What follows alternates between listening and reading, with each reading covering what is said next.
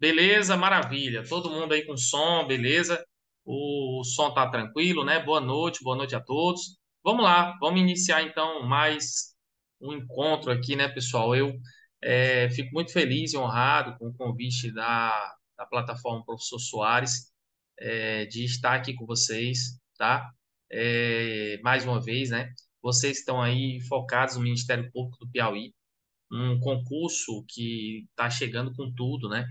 O Ministério Público do Piauí está sendo focado aí por várias pessoas, não só do estado do Piauí, mas também em vários outros estados do Nordeste que olham para o Ministério Público do Piauí como uma excelente oportunidade, né?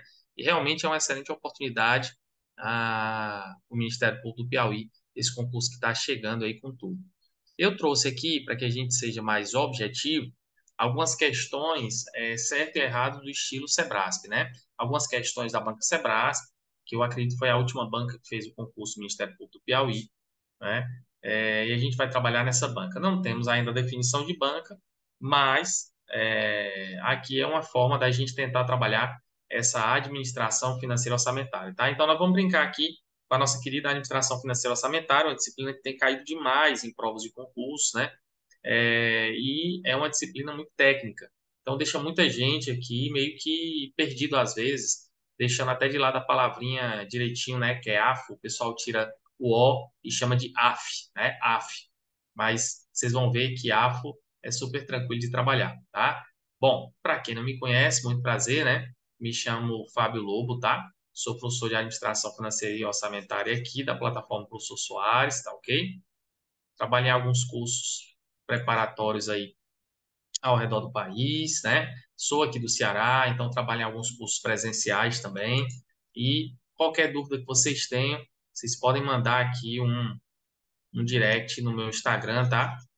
@prof.fabiolobo, ok? Pode mandar um direct lá, vai ser sempre um prazer atendê-los, tá? Vamos tentar, então, desmistificar essa administração financeira orçamentária através da resolução de questões. Aqui não é um curso teórico, aqui realmente é aplicação em questões. Mas nós vamos sempre estar voltando na teoria e lembrando de principais pontos da administração financeira orçamentária, beleza?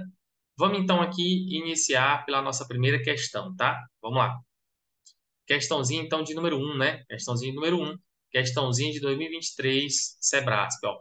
Diz assim: conforme o princípio do orçamento bruto, conforme o princípio do orçamento bruto, a LOA deverá conter todas as receitas e todas as despesas de poderes, órgãos, entidades, fundos, fundações, instituídos e mantidos pelo poder público. Esse item aqui, ele é um item que a gente vai dizer que ele está errado, tá? Ele está errado. Por que que ele está errado, professor? Vamos lembrar aqui do que é o princípio do orçamento bruto. Ó, quando fala de princípios, vamos só imaginar o seguinte: quando a gente fala de princípios em geral, ele é um ponto muito cobrado na parte de administração financeira orçamentária. Então, ó, princípios, né? Nós temos os princípios da AFO, e aí você vai entender que nós temos para mais de 20 princípios, mais de 20. Só que tem alguns que recorrentemente eles estão presentes em provas de concurso, né? Eu vou trazer aqui para você quatro princípios muito importantes que eles estão lá na lei 4.320 de 64. Professor, que lei é essa?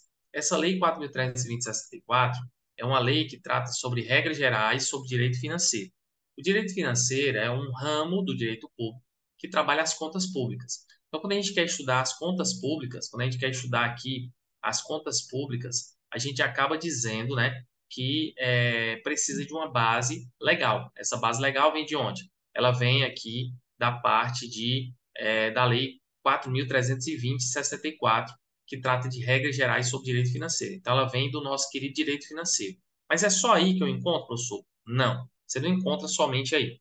Você encontra também na Constituição Federal de 88, você encontra também na Lei de Responsabilidade Fiscal, a Lei Complementar 101 de 2000, tá? Ó, para quem está com probleminha no áudio, muita gente está dizendo que está normal, qual é a minha sugestão? Sai e entra novamente, tá? Porque talvez você entrou exatamente no momento que estava o problema e aí persiste para você. Aí você sai, volta novamente, né? Coloque aqui no chat, por gentileza, pessoal, para o pessoal que está com probleminha no áudio, para poder sair e entrar novamente, que aí eu acho que normaliza a questão do áudio, ok? Beleza, show de bola. Então vamos lá, ó. Então, essa lei 4.320/64, nós vamos encontrar alguns princípios lá importantes, né? Vou encontrar lá no artigo 2º dessa lei, os 3 princípios basilares da administração financeira orçamentária. A gente chama do famoso UUA. Como assim o UUA, professor? Ele é o queridinho, conhecido como a abertura do Fantástico. É só você falar 3 vezes, ó, UUA, UUA, UUA, né? Você já lembrou aí os 3 princípios fantásticos, né, da administração financeira orçamentária, né? Que princípios são esses, professor? A gente vai ter aqui o princípio, ó, da unidade, unidade, universalidade, universalidade e anualidade. Anualidade. Cada princípio desse, ele fala dessa forma, o princípio tem esse nome, porque, na verdade, ele especifica alguma coisa. O próprio nome já está dizendo alguma coisa. Quando ele fala princípios orçamentários, são os princípios do orçamento, princípios da lei orçamentária anual, da nossa querida LOA, né, que é a nossa lei que trata do orçamento em si. Então, quando a gente fala de princípio da unidade, nós vamos afirmar que o orçamento é uma só peça. Eu só tenho uma peça, é uma só LOA para cada ente. Então, por exemplo, a União tem a sua peça, cada estado tem sua peça, cada município tem sua peça, o DF tem sua peça. Quando a gente fala de universalidade, a gente fala que dentro dessa peça deve ter todas as receitas e todas as despesas. Então, universalidade diz respeito à ideia de ter todas as receitas e todas as despesas. Ah, professor. Então, daí o erro da questão, né? Porque ele fala todas, e isso é universalidade, não é orçamento bruto. Exatamente. Só que eu vou já chamar uma outra atenção sua. Universalidade, vamos lá, anualidade, né? Anualidade, também chamada de periodicidade, ele fala da vigência do orçamento. A vigência do orçamento é de um ano. O orçamento ele vale por um ano. Ele vale por um ano para quê? Para que ele seja arrecadado, para que ele seja gasto. Para que ele seja colocado na prática, a vigência do orçamento é de um ano. Então, cada princípio desse tem uma explicação, ele tem um nome específico por que é. Ele é por quê? Unidade, uma só. Universalidade, universal, tudo, ó, todas. Anualidade, um ano, ou seja, vigência do orçamento. Nós vamos lá na própria lei, mas agora no artigo 6º. No artigo 6º dessa lei, nós vamos entender que existe uma ligação entre universalidade, ó, universalidade e o próprio princípio do artigo 6º. Que princípio é esse, professor? É o princípio do orçamento bruto. O que é o princípio do orçamento bruto? Ele afirma o seguinte, ó, eu devo ter no orçamento todas, todas as receitas e todas as despesas. Então, aquilo que a gente já viu ali, ó, todas as receitas e as despesas devem constar no orçamento, tá? Só que aí ele vai uma continuidade, que eu vou colocar de verdinho mais escuro, é isso que vai chamar a atenção, ó, por seus valores brutos, ou seja, sem deduções. Então, qual é a diferença para a gente poder marcar o itemzinho como certo ou errado, de universalidade para orçamento bruto? Universalidade, se ele trouxer essa parte, ó,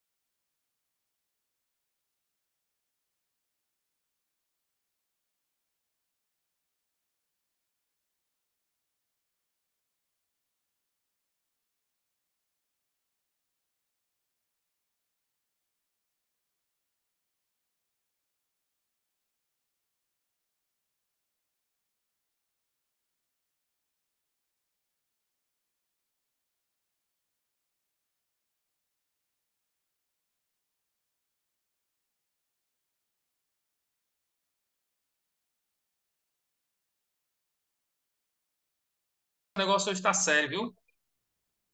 Beleza, estamos de volta então, né? Vamos lá, vamos continuar.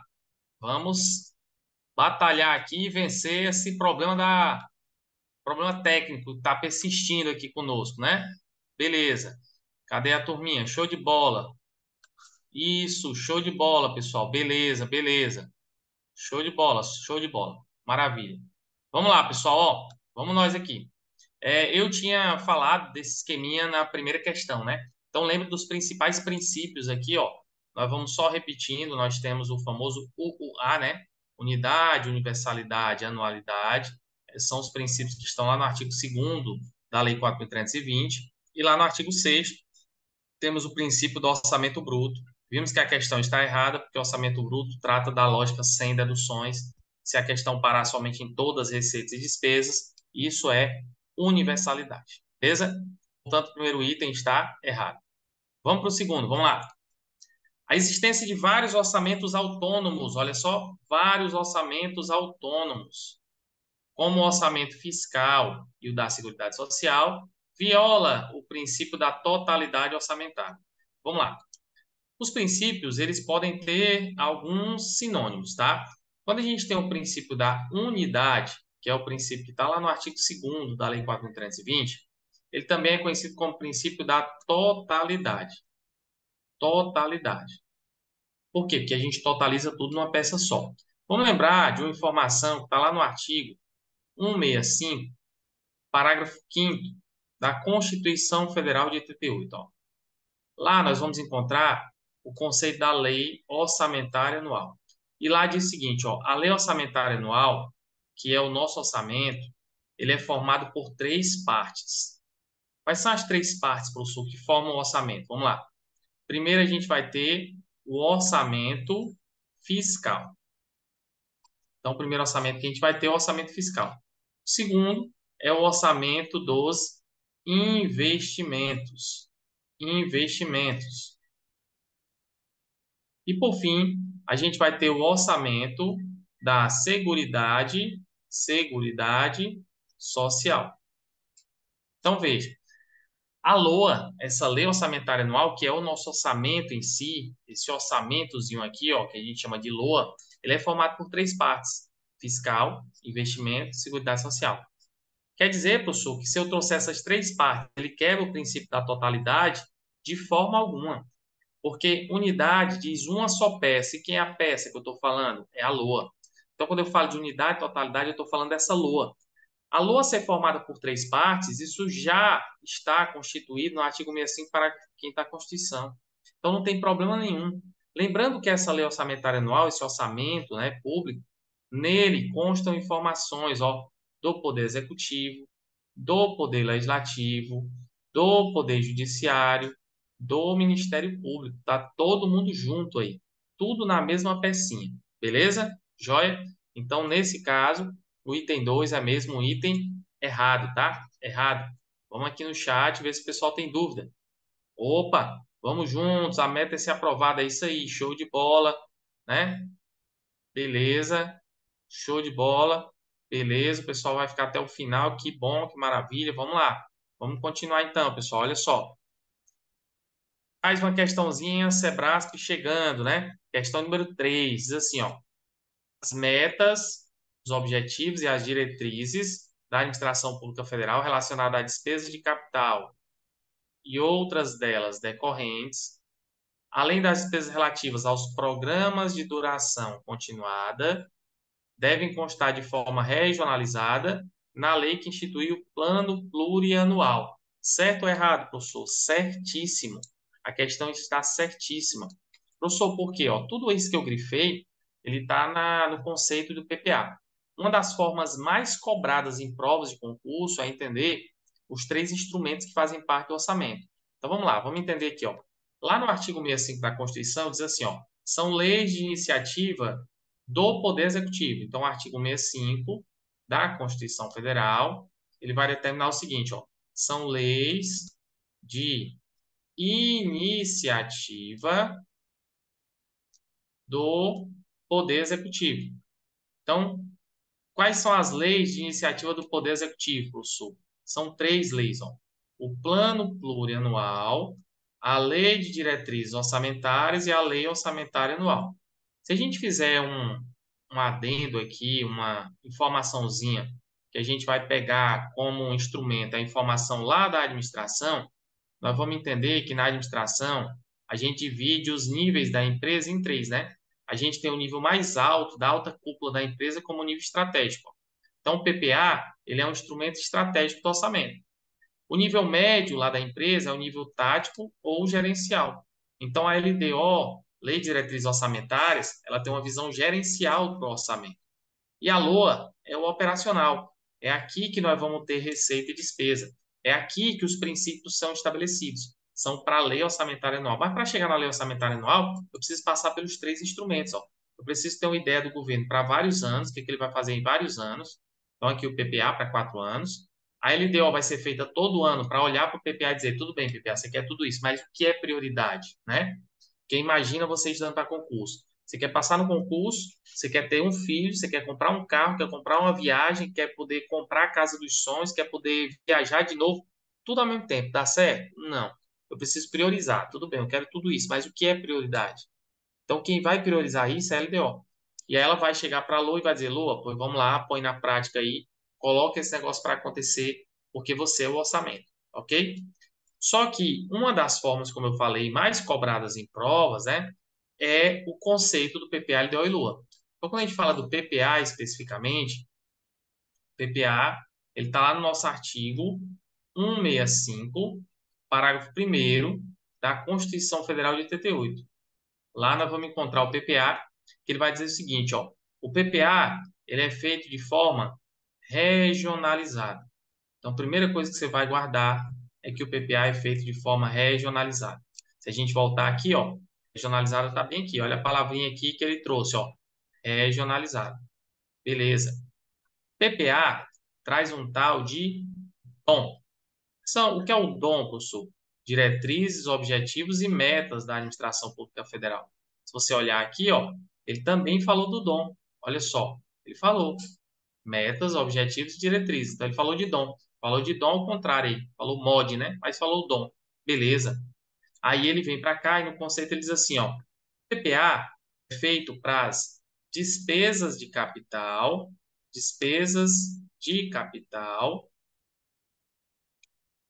e outras delas decorrentes. Ah, professor, então volta aqui, ó. Ele fala disso aí, ó. Olha só o que ele diz aqui no conceito, ó. Despesas de capital e outras delas decorrentes.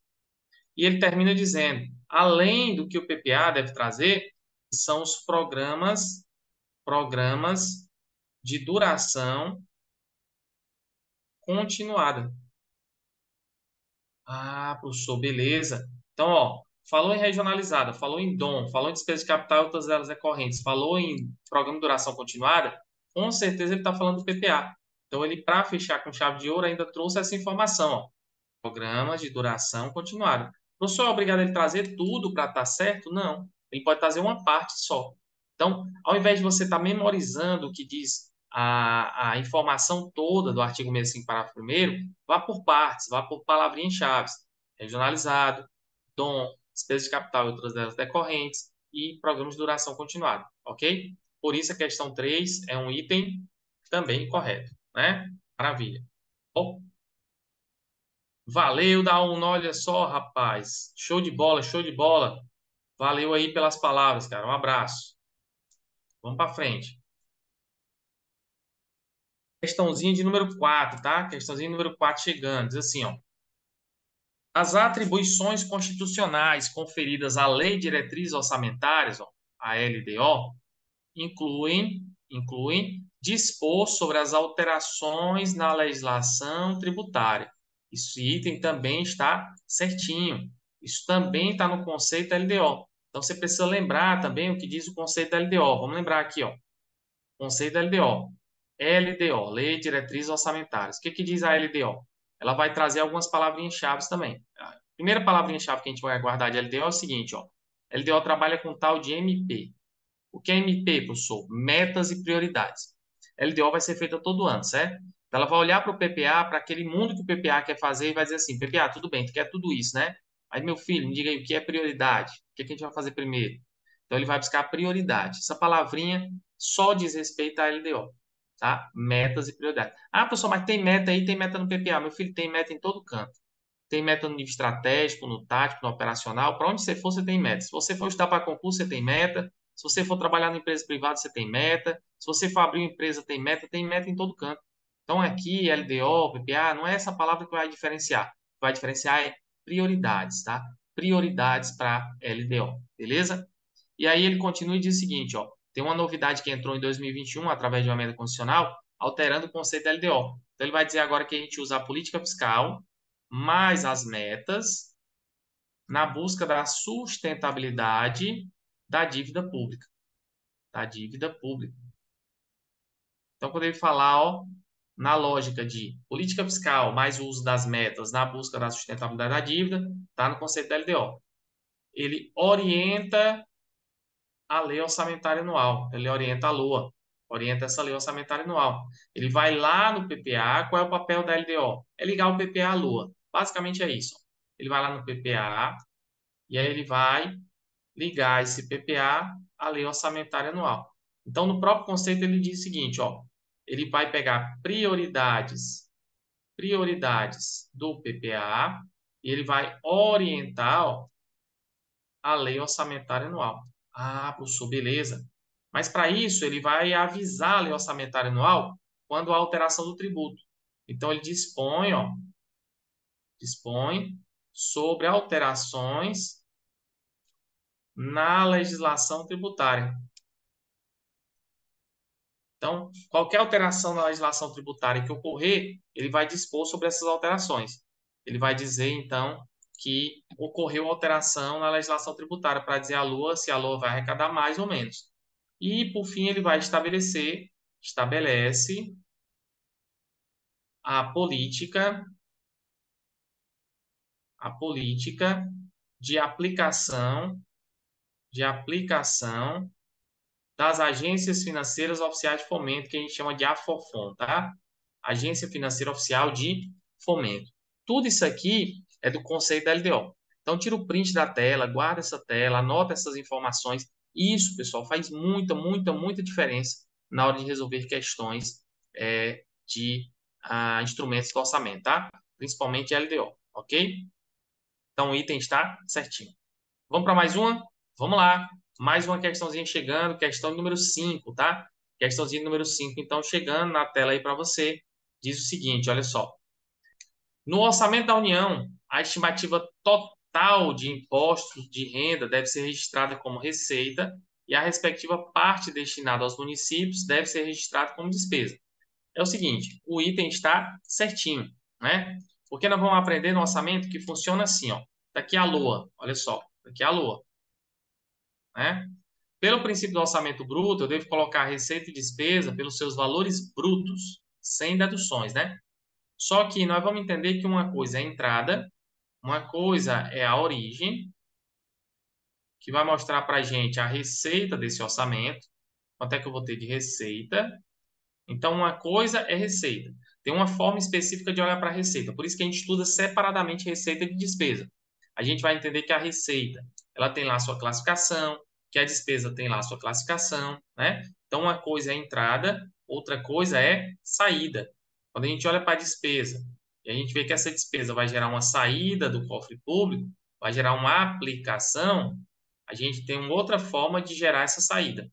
Então, uma coisa vai ser a saída, outra coisa vai ser a entrada de recursos, tá? Então, quando ele diz assim, ó, a estimativa total de imposto deve ser registrada como receita e a respectiva parte destinada aos municípios, que é um repasse, registrada como despesa. Beleza, é isso mesmo. O item 5 é um item corretinho, tá?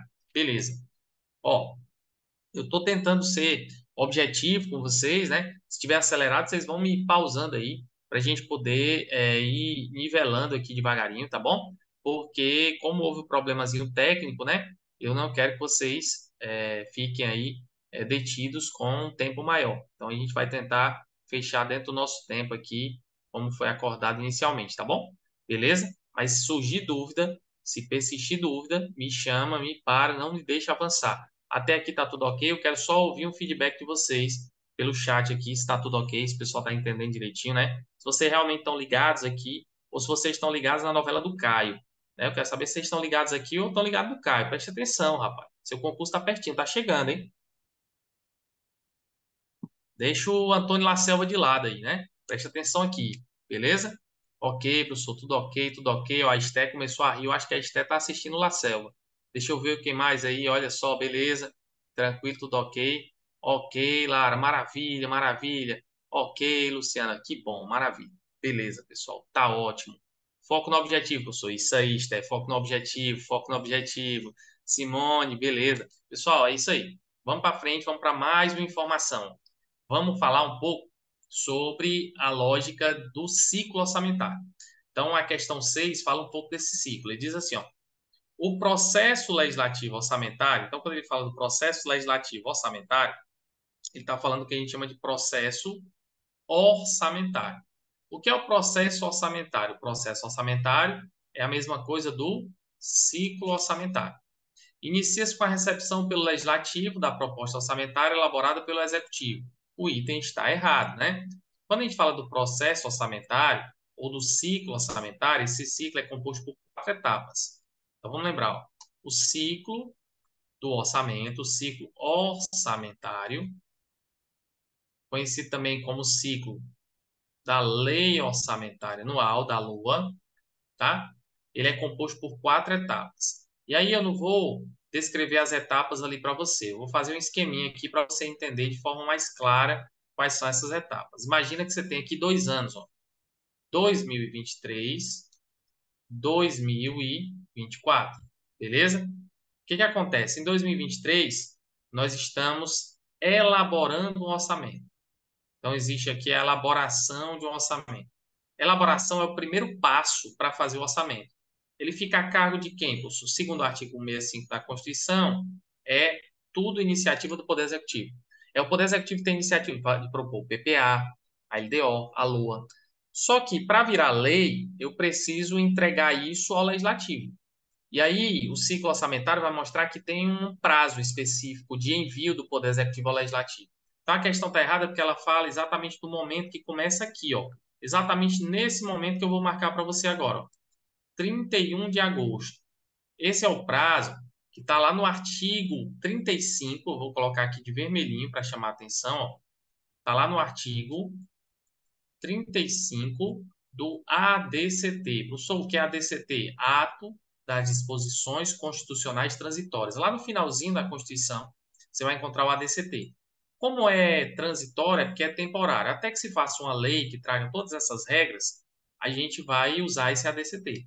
Então, esse ADCT diz que o Poder Executivo ele tem que entregar ao Poder Legislativo para ser discutido o orçamento, faltando 4 meses por fim do exercício financeiro, que é o término do ano. E o Legislativo tem até o dia 22 de dezembro para poder discutir esse orçamento. Então, a gente vai para o segundo momento do ciclo, que é a discussão. Essa discussão fica a cargo agora de quem? Fica a cargo agora do Poder Legislativo, tá? O fato é que aqui, olha só, você entregou ao Legislativo, então, nesse momento, o Poder Executivo entrega ao Poder Legislativo para ser discutido, e lá no final, o Poder Legislativo devolve ao Poder Executivo, diz: Executivo, vai executar, que a sua função típica é executar, né? O que que acontece? De um lado, está entrando o que a gente chama de PELOA. Então, de um lado, entra a PELOA. O que é a PELOA? É a Proposta de Lei Orçamentária Anual. Então, de um lado, entra a proposta feita pelo Poder Executivo. Do outro lado, sai uma lei, a LOA.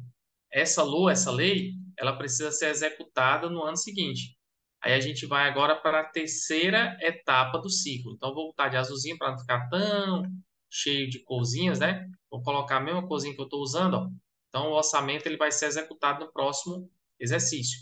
Nesse caso, nós vamos para a terceira etapa do ciclo, é a execução. E a execução volta para a mão de quem? Ora, volta para a mão do Poder Executivo. É o Poder Executivo quem vai executar esse negócio, fazer esse negócio acontecer. E aqui eu vou colocar em prática aquele princípio chamado anualidade, que o orçamento ele tem vigência de 1 ano. Para quê? Para arrecadar, para gastar, arrecadar, gastar, arrecadar, gastar. Passou isso, nós vamos então para o controle, que é a nossa última etapa. Então, passado tudo isso, a gente vai para o nosso controle. O que é o controle? O controle é a última etapa que nós temos, que ela é feita pelo Poder Legislativo, só que agora com auxílio do Tribunal de Contas. Beleza? Então você tem aí, ó, as 4 etapas do ciclo orçamentário. Por onde começa o ciclo orçamentário? Sempre começa pela elaboração, passando pela discussão, execução e controle. Essas são as etapas do ciclo orçamentário. Lembrando que executivo, legislativo com auxílio do Tribunal de Contas. Ok? Tira o print da tela, guarda isso. Né? Vamos lá, a gente já viu que está errado. Ele diz, ó, inicia-se com a recepção pelo legislativo da proposta orçamentária, não. Que aqui é a segunda etapa.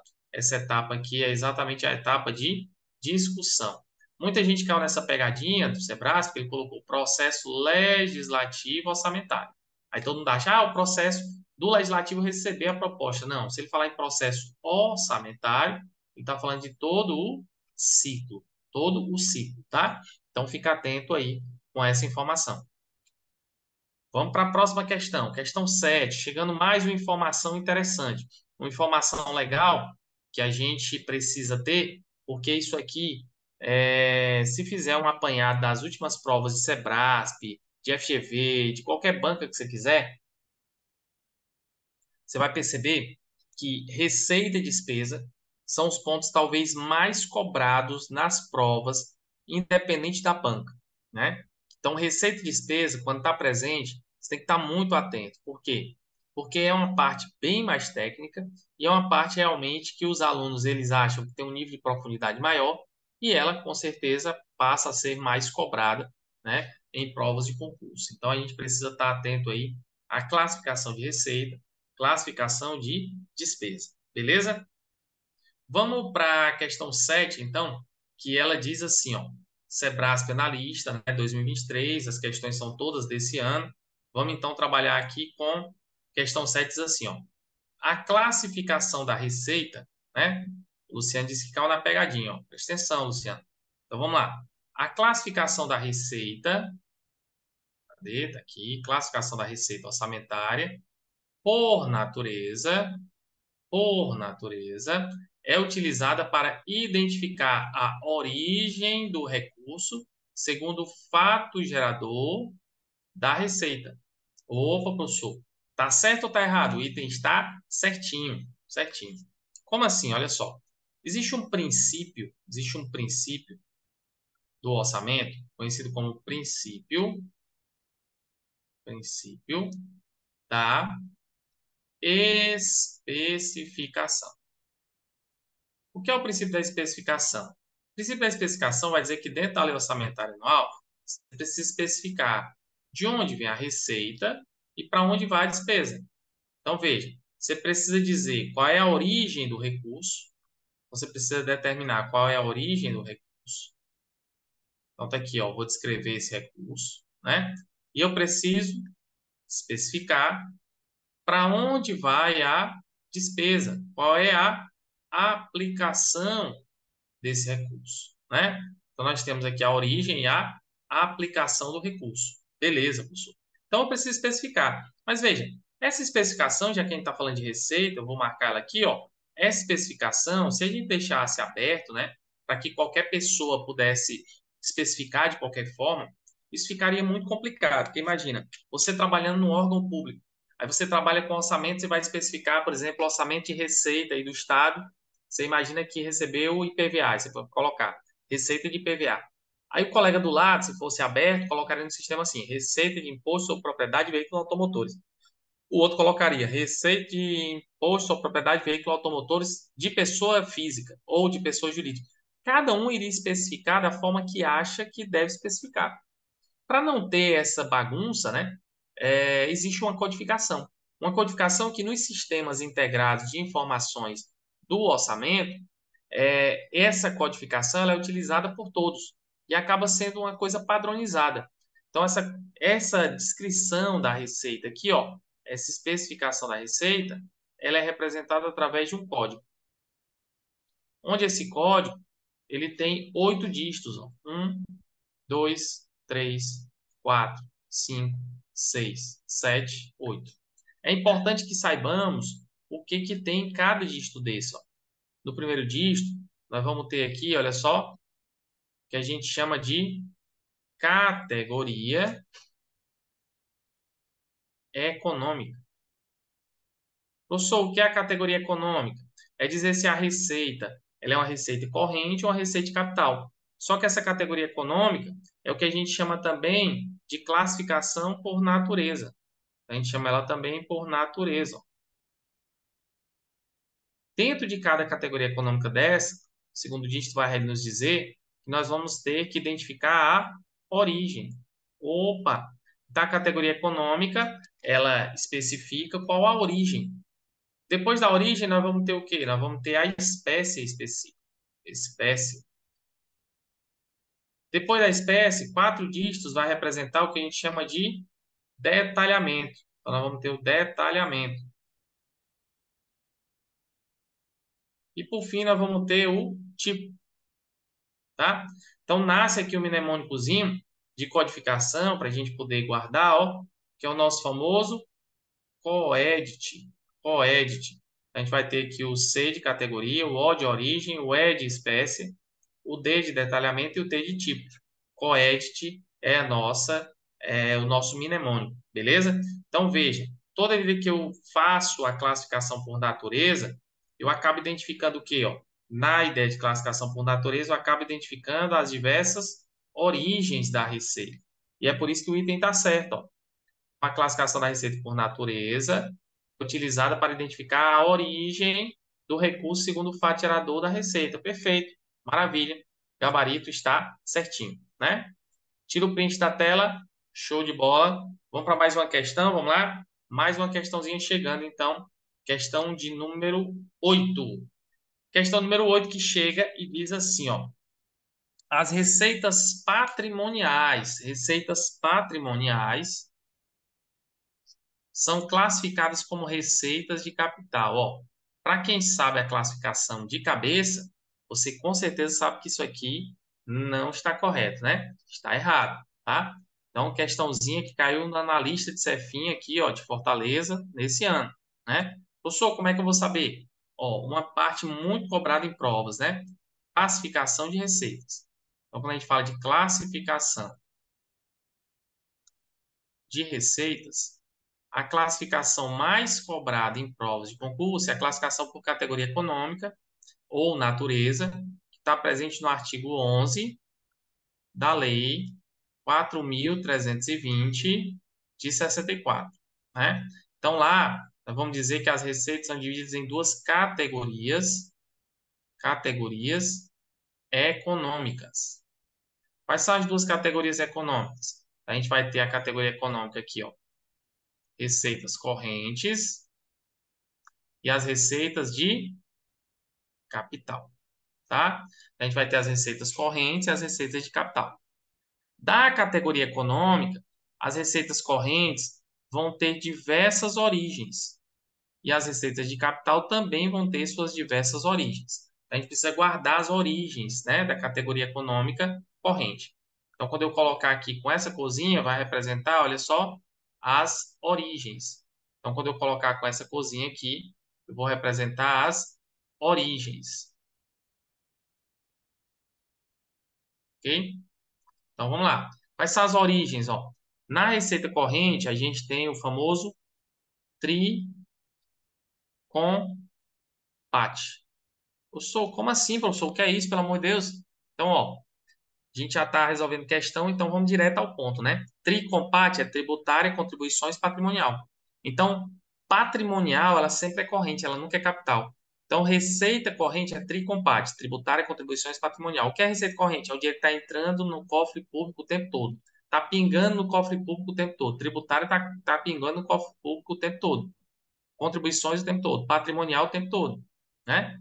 E aí, a gente tem aí o famoso tricompate, tá? Beleza? Depois a gente tem aqui, ó, setores. Então, a gente vai ter aqui, ó, o agro, o indi e o serve. O que é agroindicef, professor? Agropecuária, industrial, serviço. Agropecuária, industrial, serviço. Beleza? Agroindicef. Então, ó, Tricompate agroindicef, Tricompate agroindicef. Aí são receitas correntes. Beleza? Show de bola. Deixa eu ver aqui no chat, ó. Opa! Tributa com país transou. Eita, rapaz! Uma hora dessa aí, rapaz.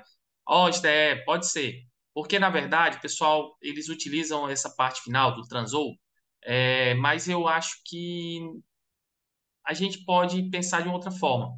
Eu vou trazer um esqueminha aqui para vocês, só para você entender. Sem essa parte do transou, você pode até guardar com ele. Por quê? Porque ele dá um sobrenome dizendo assim, olha, eu sou filho do corrente, né? Porque é transferência corrente e outras receitas correntes. Aí o transou é corrente, corrente. Se ele der o sobrenome corrente, ele já está dizendo que é da família corrente, entendeu? Então, tributa com país transou, né? Dessa forma, a gente pode guardar, né? Mas eu já ouvi falar também, Esther, a Tricompate agroindicef transou, né? Mas aí existe essa outra lógica que eu trouxe para você. Deixa eu terminar aqui, que eu vou já tentar achar um mnemônico mais interessante, tá certo? Beleza? Porque eu estou olhando para o teu e estou tentando encaixar nos teus aqui, ó, o tributa com paz, onde é que eu encaixaria as outras, entendeu? As outras origens. Já já a gente chega nesse consenso. Espera aí, só um minutinho, tá? Então, ó, correntes, né? Tricompate agroindicef. Então, a gente vai ter aqui as transferências, ó. Transferências correntes e as outras receitas correntes. Então, aqui, pessoal, ó, se ele der esse sobrenome aqui, ó, corrente, a gente já sabe que é filho da categoria econômica corrente, tá? Então, o que que a gente precisa guardar? Tricompate agroindicef. É isso aqui que a gente precisa guardar, ó. Tricompate agroindicef. Beleza? Joia? Quando for para a capital, o que que eu tenho na capital, né? Na capital, esse aqui foi que eu escutei com a história do transou lá, tá, Esther? Porque esse aqui é o seguinte, ó. A gente tem as famosas operações de crédito. Então, a gente chama aqui de opera. As operações de crédito, que são endividamentos do governo. As alienações de bens, que a gente chama de ali. E a amortização de empréstimo, que a gente chama de amor. Então, aqui é como se você estivesse dizendo o seguinte, ó. Opera ali, amor, operação, alienação, amortização. Se você também pegar essas palavrinhas mais ligadas ao sistema financeiro, ó, operação, alienação, amortização, ela está ligada a essa palavra capital. Capital porque vem de dinheiro, né? E aí você tem aqui, ó, transferências. Transferências de capital e outras receitas, receitas de capital. Nesse caso aqui, eu já ouvi, Esté, ó, essa lógica capital. Capital está denunciando que é filho de capital, né? Nesse caso, eu já ouvi, ó, opera ali, amor, transou, né? Opera ali, amor, transou, porque envolve todos, percebeu? Ó? Opera ali, amor, transou, operação, alienação, amortização, transferência e outras receitas, né? Esse outro tri, deixa eu só ler de novo com o teu aqui, ó, peraí. Deixa eu ler aqui o teu, né? Tributa com paz transou, tributa com paz. O PAS é Patrimônio Agropecuário Industrial Serviço. Rapaz, aí o negócio misturou os pais com tudo aqui, né, rapaz? Eu acredito que essa parte, Tricompate Agroindicef e Opera Ali Amor, torna bem mais fácil, né, a nossa operação. Mas, enfim, você pode usar o mnemônico que você achar melhor, certo? Fique tranquila, fique tranquila. Se você já memorizou assim, tá ótimo, tá ótimo, tá ótimo. Professor, estou começando os estudos para esse concurso. Ainda dá tempo? Vânia, dá sim. Não se preocupe com o que a gente está vendo agora, né? Nesse momento. Por quê? A gente está resolvendo questões, né? Num curso básico, você tem que ir devagarinho, vendo passo a passo, né? E aí, o que é que acontece? Há algumas disciplinas que você já estudou em algum momento da sua vida, como português, matemática, raciocínio lógico, todos esses você já tem como uma certa base. Então, existem algumas disciplinas, né? Se você, por exemplo, fez uma graduação, tem algumas disciplinas, se for da área de direito, tem direito constitucional, administrativo, alguma coisa, você já pega como base também. Existe o que a gente chama de estudo reverso, né? Que você pode, por exemplo, começar estudando resolvendo questões. Isso faz com que você avance cada vez mais. Essas disciplinas como AF, que são muito técnicas, a gente precisa do passo a passo mesmo, né? Porque dificilmente a gente já viu isso na nossa vida. Então, a gente precisa desse passo a passo. Mas nem se preocupe, porque dá tempo sim, né? Dá tempo, eu já vi diversos casos de alunos que se prepararam em curto espaço de tempo e conseguiram alcançar o seu objetivo, tá? O fato, pessoal, e aí eu deixo o recado para todos, é que o concurso público é você disputando vaga com alguém, mas fazendo ali uma prova. Muitas vezes não passa quem sabe mais, mas passa quem sabe fazer a prova. Por isso que uma grande diferença é resolva muitas questões. Resolva muitas questões. Isso vai fazer uma diferença gigantesca na sua preparação. Então, resolva muitas questões, tá? Resolva muitas questões. Beleza? Deixa eu ver, tinha uma outra aqui. Professor, deixa eu ver quem é, meu Deus. Deixa eu ver aqui. Joniel, eu acho. Professor, o senhor pode disponibilizar esse material rabiscado? Joniel, eu vou ver com o pessoal aqui depois se é possível a gente fazer essa entrega do material, tá bom? Aí, tranquilo. Está entendi, beleza. Tem mensais. Tricompasto, beleza, Jaqueline, show de bola. Da forma que achar melhor.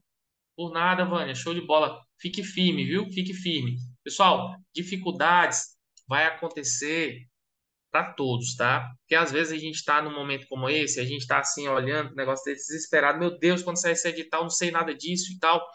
E a gente olha às vezes para o cara que já tem uma certa base, a gente sempre acha que a grama do vizinho é mais verde, né? Mas todos nós estamos no processo de evolução, de aprendizado.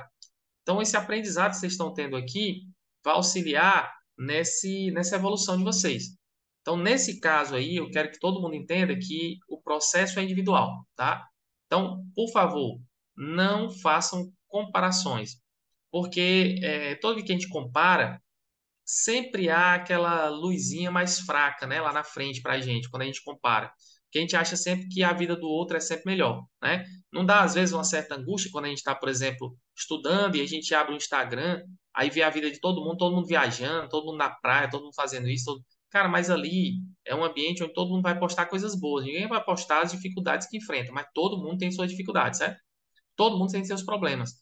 Então, viva o seu processo, aproveite o seu processo, evolua nele e você com certeza vai alcançar o seu objetivo, beleza? Todo mundo aqui vai alcançar o seu objetivo. Continue firme, não esmoreçam diante dos obstáculos. Vamos em frente, vamos alcançar nosso objetivo, tá? Tem previsão para edital? Eu acredito que não, Vânia. Então, nas movimentações, né, do edital do MP Piauí, mas eu acredito que não. O edital está aí pertinho de sair. Eu acho que primeiro vão escolher a banca, né, para depois vir o edital. Então, assim que sair banca, a gente já tem aí uma iminência de saída de edital. Beleza? Show de bola? Vamos para frente, vamos lá. Então, ó, tira o print da tela, guarda a informação, tá? Guarda a informação de classificação de receitas. Vamos para frente, vamos lá. Questão 8, portanto, uma questãozinha errada, né? Errada. Show de bola, Vânia. Vamos lá. Questãozinha de número 9 chegando. Questão número 9, então, diz assim: a previsão da Receita Pública, a previsão da Receita Pública é um dos estágios da etapa de execução da Receita Orçamentária. Cuidado. O que é execução? É uma fase do ciclo orçamentário, não é verdade? Beleza. Ele está dizendo que a previsão, que é um dos estágios da Receita, né? Um dos estágios da Receita, ele ocorre na execução. Vamos ver. Seguinte, a gente fala dos estágios da receita, a gente fala de etapas da receita, tá? Então, ó, os estágios da receita mostra exatamente as etapas de ocorrência aqui da receita pública.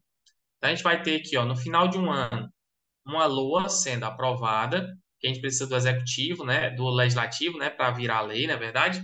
E agora a gente entra na nossa execução, beleza? Quando a gente fala dos estágios da receita, portanto, a gente fala do nosso famoso PLAR. O que é o PLAR, professor? É um mnemônicozinho, ó. dos estágios da receita. Quais são os estágios da receita, então, professor? Vamos lá. A gente tem a previsão. Veja que a previsão ela ocorre, ó, antes da execução. Quando a gente aprova o orçamento, esse orçamento já vai com a receita o quê? Prevista. Tá? A previsão ocorre antes da execução. Tá? Cuidado com essa pegadinha. Por isso o item está o quê? Ó? O item está errado. Tá? Depois, na execução, a gente tem o lançamento. Lançamento. O que é o lançamento, professor? Vamos colocar aqui abaixo. Ó. O lançamento é o reconhecimento do sujeito passivo. Quem é o sujeito passivo? É o contribuinte, o cara que vai pagar o tributo. Você reconhece esse cara, porque o cara, por exemplo, ele é dono, proprietário de um veículo automotor, vai pagar IPVA. É proprietário de uma casa no território urbano, vai pagar IPTU. Sei lá, o cara adquiriu uma certa quantidade de renda, aí ele vai declarar a renda, precisa declarar. Através do lançamento, você reconhece o sujeito passivo, né? Depois nós vamos para a arrecadação. O que é arrecadação? É o momento em que o sujeito passivo, na arrecadação é o momento em que o sujeito passivo ele vai até um banco, olha só, fazer o pagamento do tributo lá. Então ele vai a um banco qualquer. Quando ele vai a um banco fazer o pagamento, esse é o momento da arrecadação. Ah, professor, beleza. E por fim, a gente tem o último estágio, a última etapa, é o nosso recolhimento. O que é um recolhimento, professor? O recolhimento é quando esse banco repassa esse recurso para a conta única do Tesouro. Tá? A conta única do Tesouro é a conta do governo. É o cofrinho do governo, é a piscina do tio Patinhas, onde está caindo lá o dinheiro o tempo todo. Então, essa é a conta única do Tesouro. Então, quando o banco repassa isso para a conta única do Tesouro, é o momento do recolhimento. Então, aqui está para você os estágios da Receita Pública, tá? Previsão, lançamento, arrecadação e recolhimento. Beleza? Show de bola. Vamos para frente, vamos lá? Questão 10 chega e diz assim, ó. Questãozinha 10 afirma o seguinte: a classificação funcional, classificação funcional da despesa está diretamente relacionada à estrutura de alocação dos créditos orçamentários, a qual envolve dois níveis hierárquicos intitulados como órgão orçamentário e unidade orçamentária. Eu sou certo ou errado? Erradíssimo, erradíssimo. Eu sou por quê? Vamos lá. Quando a gente fala de classificação da despesa, a gente fala de classificação da despesa, ó, existem três classificações que são importantes. Ó. Classificação da despesa, na verdade existem quatro, né? Mas vou falar aqui de três. A gente tem três classificações importantes, tá? A gente vai ter a classificação, ó, funcional, que é conhecida também como classificação para o cidadão. A gente vai ter a classificação institucional, que é a classificação que vai olhar para a instituição, e a classificação programática, tá? Então, eu tenho três classificações específicas, ó. Classificação funcional. Ele visa responder uma pergunta. Ó. Qual é a área específica que está sendo utilizado o recurso, né? Qual é a área? A institucional visa responder o seguinte, ó. Quem está gerando gasto? Quem? E a programática, ele diz, espera aí, mas qual é o programa que está sendo estabelecido nesse negócio aí? Tá? Então, a funcional, ela vai determinar duas coisas básicas. A funcional vai determinar o que a gente chama de função e subfunção. Então, ele vai determinar, por exemplo, na função educação, qual é a subfunção que eu estou usando do gasto para a educação. Na função saúde, qual é a subfunção que eu estou usando para a função saúde. Na ideia da função segurança, qual é a subfunção que eu estou usando para a segurança. Quando ele vai para a institucional, ele quer determinar o órgão e a chamada unidade orçamentária. Ah, professor, beleza, joia. Então, ó, falou em funcional, a gente não pode falar de órgão e unidade orçamentária, que isso é institucional. Ele misturou as classificações, tá vendo? Ó? Quando a gente fala de programática, os programas vão ser convertidos em ações lá na Lua, através do que a gente chama de projetos, atividades e operações especiais, tá?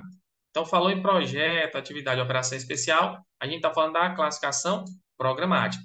Então, tira o print da tela, guarda essa informação de classificação de despesa e veja que ele misturou. Ele fez um trocadilho aqui, ó, entre a palavrinha funcional e o que diz respeito a institucional.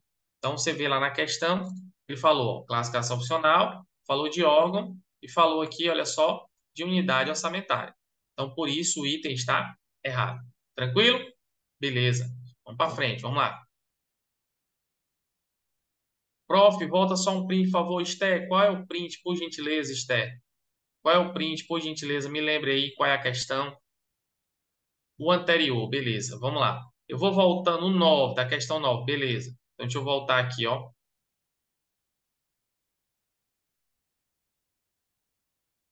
Esse aqui, Esther, beleza. Anote aí.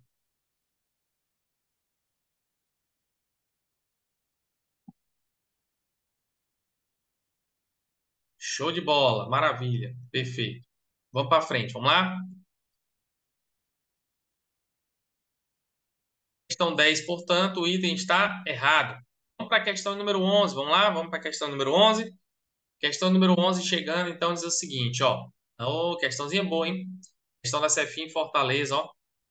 Inversões financeiras são despesas de capital destinadas à aquisição de imóveis ou de bens de capital já em utilização, aquisição de título representativo do capital de empresa ou entidade de qualquer espécie já constituída, quando a operação não resultar em aumento de capital, ou a constituição ou ao aumento do capital de empresas ou entidades com finalidades comerciais ou financeiras. Professor, por que você marcou esse já? Porque já é a palavrinha-chave de inversão financeira. O item está certinho. Aí, professor, onde é que eu encontro isso? Veja, uma outra classificação de despesa que nós vamos ter é a seguinte. Quando a gente fala de despesa, a gente tem uma classificação que também trata da chamada categoria econômica. Essa categoria econômica vai dividir a despesa em duas. Ó. A despesa pode ser uma despesa corrente, ou seja, um dinheiro que está saindo o tempo todo do cofre público, e uma despesa de capital, que ela vai sair de forma pontual, em algum momento específico. Tá? Essa corrente, essa capital, é dividida em grupos. Então, aqui onde é que eu encontro isso, professor? Você encontra lá no artigo 12 da Lei 4.320 de 64. Beleza? Então, na despesa corrente, nós vamos ter aqui, ó, dois grupos de despesa corrente. Nós vamos ter a despesa de custeio, que é para manutenção da máquina pública. Então, se ele falar, por exemplo, ó, na palavrinha manutenção, conservação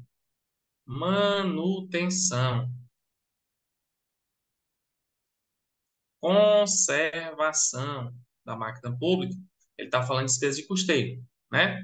Então, pagamento de material, pagamento de pessoal, tá? E ele tem também as transferências correntes, né? Então, aqui são os grupos da categoria econômica despesa corrente. Quando a gente vai para os grupos da categoria econômica despesa de capital, nós temos três. Nós temos os investimentos, que se referem, ó, às aquisições, construções. Então, por exemplo, quando o governo ele vai pintar um prédio público, ele está conservando o prédio público. Isso é uma despesa de custeio. Agora, quando ele vai construir um prédio público, ele está construindo, ele está criando, ele está adquirindo, ele está fazendo investimento. Quando o governo vai comprar viaturas, helicóptero para a polícia, ele está investindo. Quando ele vai, por exemplo, pagar o policial, isso é uma despesa de custeio, de manutenção da máquina pública. Ah, professor, beleza. Nós temos um outro grupo de despesa de capital, que é chamado aqui, ó, de inversão financeira. Deixa eu pegar só o lapisinho, não sei onde está. Aqui, beleza. Joia. Então, a gente tem aqui, ó, a inversão financeira. Professor, o que é inversão financeira? Ele também é uma aquisição, uma construção. Só que nesse caso, a palavrinha-chave de inversão financeira é esse JAL. Veja, se o governo adquirir um imóvel novo, isso é um investimento. Agora, se ele já ocupava o imóvel e ele resolveu comprar, isso é uma inversão financeira. Olha para cá na leitura. Despesas de capital destinadas à aquisição de imóveis ou de bens de capital já em utilização. Ele já estava lá e ele resolveu comprar. Nesse caso, essa palavrinha já, ela faz toda a diferença. Ó, já aumenta o capital, porque ele já tinha capital. Então, o já faz parte da inversão financeira. Então, a palavrinha já faz toda a diferença para marcar aquilo como inversão financeira.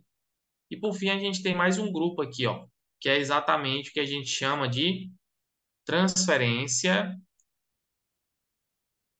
de capital.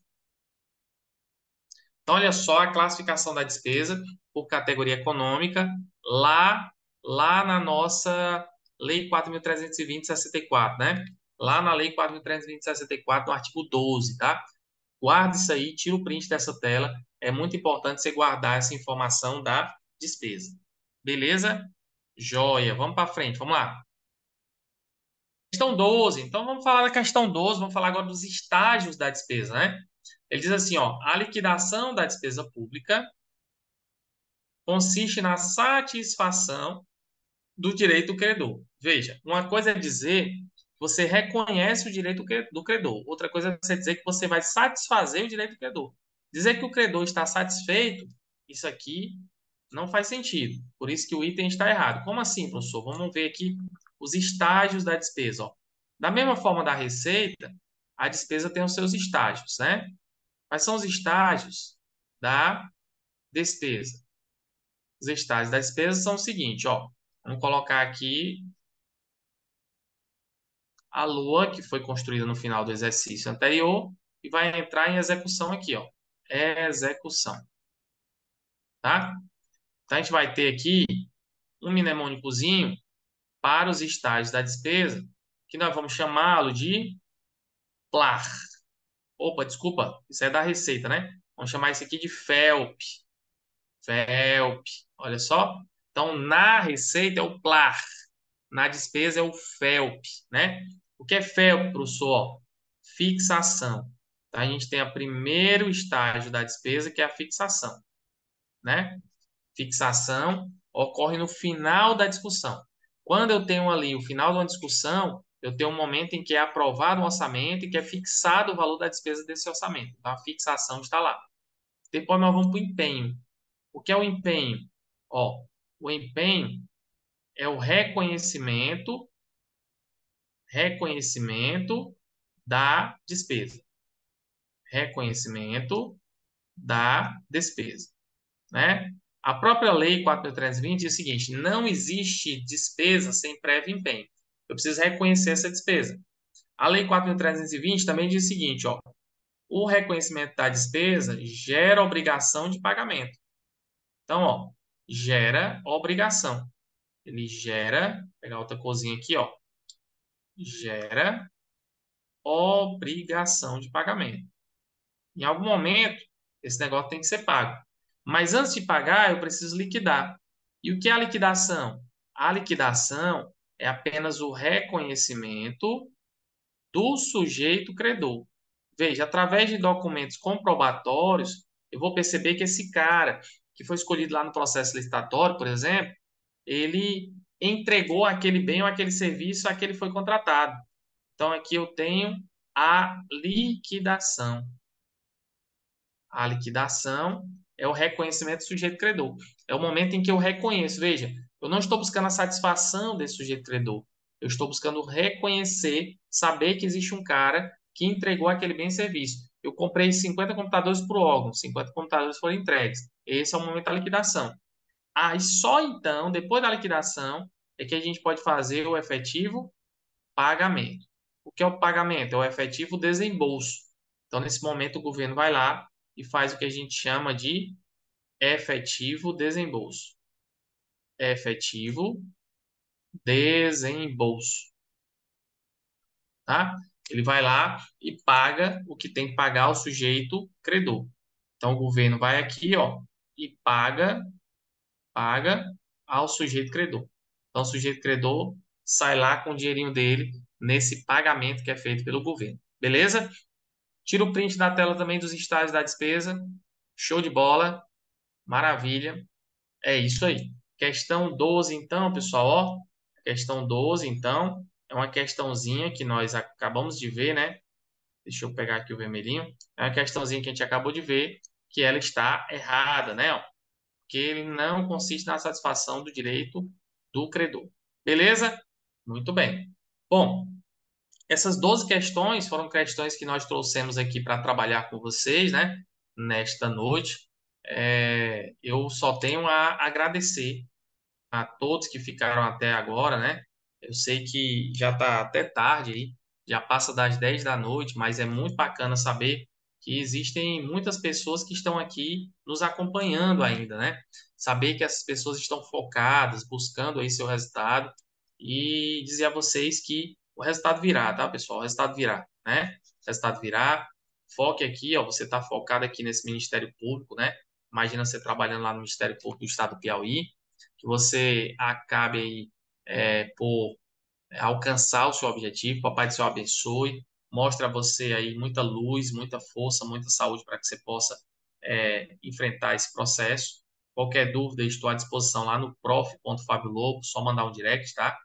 Eu agradeço as palavras aqui de todo mundo que está colocando aqui no chat. Obrigado pela participação de todos, tá, pessoal? Eu que agradeço aí a participação de todos e as palavras de vocês, tá? Me sinto muito feliz e honrado mais uma vez de estar aqui com vocês. É sempre um prazer o convite aqui do pessoal da plataforma do Professor Soares, tá bom? Eu que agradeço demais. Muito obrigado. Uma boa noite. Que Deus abençoe vocês nessa caminhada, tá bom?